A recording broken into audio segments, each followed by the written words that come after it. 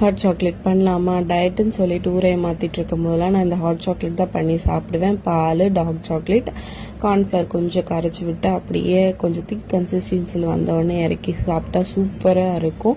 வேணும்னா சுகர் லைட்டாக ஆட் பண்ணிக்கலாம், உங்களுக்கு வேணும்னா நிறைய கூட ஆட் பண்ணிக்கலாம். நான் லைட்டாக ஆட் பண்ணிப்பேன், சூப்பராக இருக்கும். நான் வெளியில் நிறைய கெஃபேஸில் சாப்பிட்ருக்கேன்.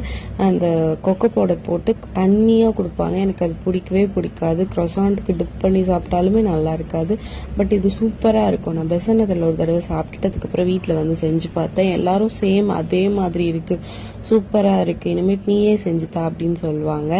நானும் அடிக்கடி எனக்கு தோன்றப்பெல்லாம் செஞ்சுருவேன். ஏன்னா நம்ம தான் சாக்லேட் எப்போவுமே ஸ்டாக்கில் வச்சுருப்போமா, ஈஸியான ரெசிபியும் கூட. யாராவது ஏதாவது கேட்டால் உடனே இதுதான் செஞ்சு கொடுப்பேன். ஸ்வீட்டாக வேணும்னு கேட்ட உடனே செஞ்சிடலாம், ஈஸியான ரெசிபி.